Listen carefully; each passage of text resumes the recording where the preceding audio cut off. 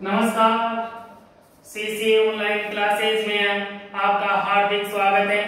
आज हम एनसीईआरटी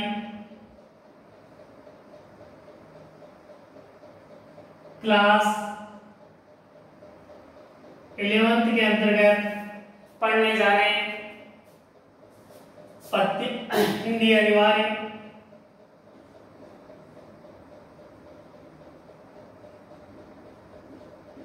एवं हिंदी साहित्य।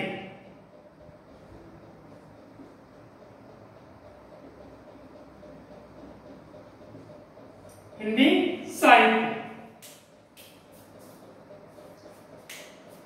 आपके यहाँ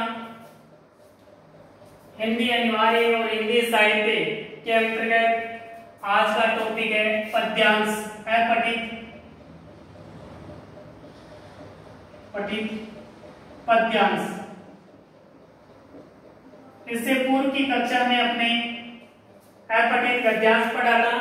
आज हम पढ़ने जा रहे हैं अपठित गद्यांश। अनिवार्य हिंदी कंपल्सरी और हिंदी लिटरेचर के अंतर्गत दोनों का एक ही सिलेबस है। यहाँ हिंदी अनिवार्य के अंतर्गत ये 8 अंक का आता है पद्यांश और हिंदी साहित्य के अंतर्गत ये 5 अंक का आता है, अर्थात 5 प्रश्न आते हैं हिंदी साहित्य के अंतर्गत और हिंदी अनिवार्य के अंतर्गत 8 प्रश्न आते हैं। मैंने यहाँ 10 प्रश्न का अभ्यास आपको करवाया है। इसमें 8 अंक और इसमें 5 अंक। तो देखते हैं। नीलांबर परिधान है।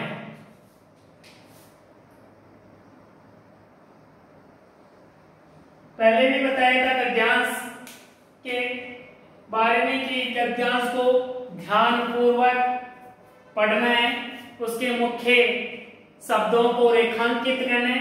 इसी प्रकार इसमें भी आपको उसी नियमों का पालन करना होगा।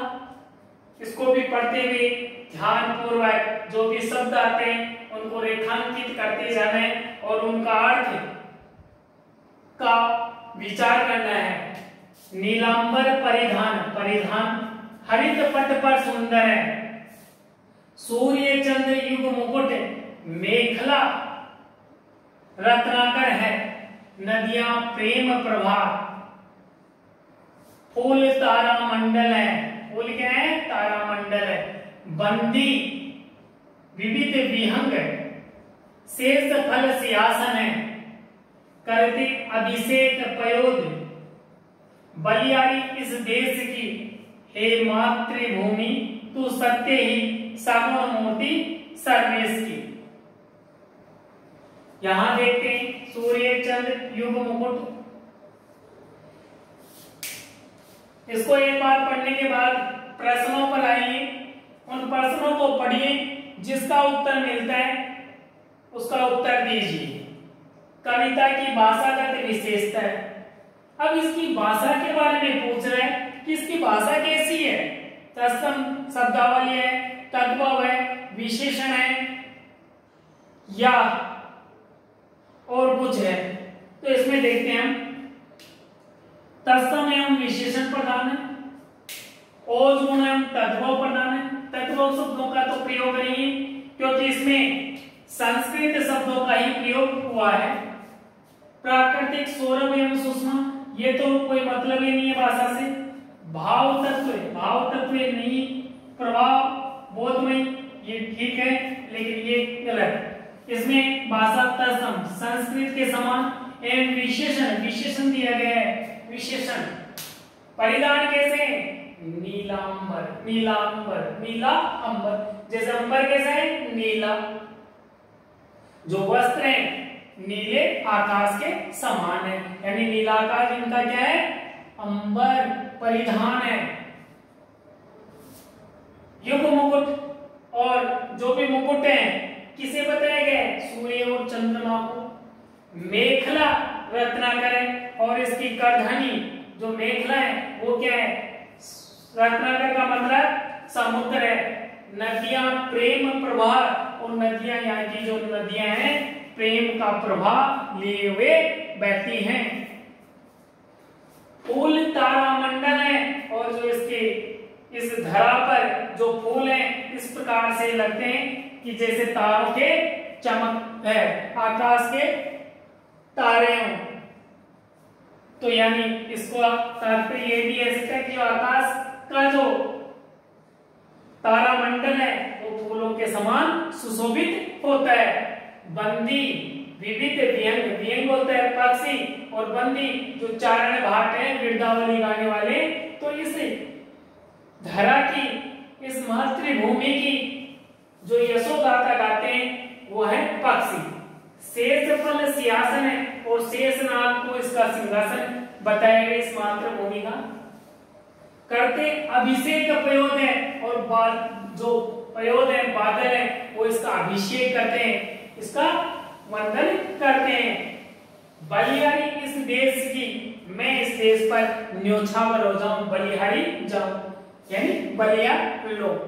हे मातृभूमि तू सत्य ही, सगुण मूर्ति सर्वेश की। हे मातृभूमि तू सत्य ही है, इसकी मूर्ति सर्वेश की, यानी सब कुछ तू ही है। सर्वेश यानी सब कुछ तू ही है, सर्वे सर्वा तुम ही हो। कविता की भाषागत विशेषता है, भाषागत विशेषता इसकी है,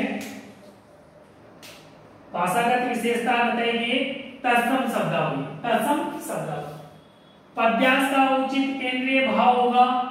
इसमें केंद्रीय भाव यानी इसका मूल भाव क्या है, तो इसमें किसके बारे में बताया जा रहा है, इसमें मातृभूमि के बारे में बताया जा रहा है। किसके बारे में बताया जा रहा है, मातृभूमि। और मातृभूमि की जो भी सौंदर्य है, उसकी प्राकृतिक जो सूक्ष्म है, उसका प्राकृतिक सौंदर्य है, उसके बारे में बताया गया है। तो इसका उत्तर हो जाएगा मातृभूमि की प्राकृतिक सुषमा। मातृभूमि की कर्दनी कहा गया है, कर्दनी यानी कमर पे बांधने वाला आभूषण किसे कहा गया है, मेखला। मेखला किसे बताया गया है, रत्नाकर को। रत्नाकर का अर्थ होता है, क्या अर्थ होता है भाई इसका, समुद्र। तो मातृभूमि की कर्दनी कहा गया है समुद्र को। या सूर्य चंद्र को क्या कहा गया है, युग मुकुट, यानी संयुक्त रूप से ये मातृभूमि के क्या मुकुट है। नदियां व सागर को क्या कहा गया है, प्रेम का प्रवाह कहा गया है। आकाश व तारागण को क्या कहा गया है, आकाश व तारागण को क्या कहा गया है, फूल कहा गया है। तो इसमें पूछ रहा है कर्दनी, कर्दनी का उत्तर होगा समुद्र। मातृभूमि की वंदना गाते हैं, मातृभूमि की वंदना कौन गाते हैं, बंदी विविध विहंग पक्षी जो है वो मातृभूमि की क्या गा रहे हैं, वंदना गा रहे हैं। तो यहाँ पर वंदना गाने वाले क्या है, विहंग। विहंग का तात्पर्य पक्षी समूह है। नीलांबर परिधान उदाहरण है। अब नीलांबर क्या है, नीलांबर शब्द पर गौर कीजिए, क्या है ये शब्द, नीलांबर शब्द क्या है। देखो इसको टुकड़े करो नीलांबर का,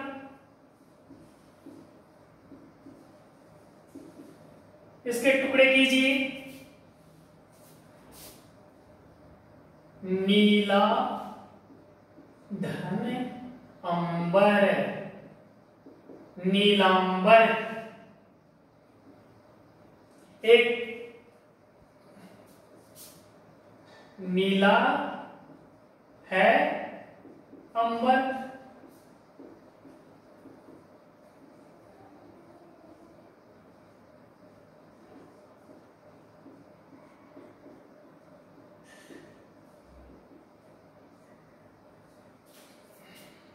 अब देखो यहां संधि है, नीला धन अंबर, दीर्घ संधि है। कौन सी संधि, दीर्घ संधि। यहां पर देखो नीला है अंबर, क्या है, समास है। कौन सा समास है, कर्मधारय समास है, कर्मधारय। और यहां क्या है, नीला, ये क्या है, अंबर मूल शब्द है, और ये क्या है, उपसर्ग। तो यहां पर क्या है, उपसर्ग है।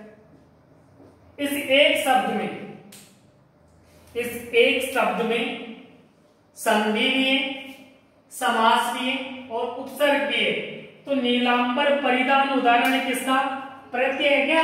प्रत्यय तो पीछे लगते हैं, उपसर्ग तो है, समास में, लेकिन प्रत्यय नहीं है इसमें। विशेषण और विशेषण, विशेषण और विशेषण देखते हैं। उपमान और उपमेय, उपमेय और उपमान, उपमेय वो शब्द हो जाते हैं जिसको उपमा दी जाती है, उपमान जिसकी उपमा दी जाए।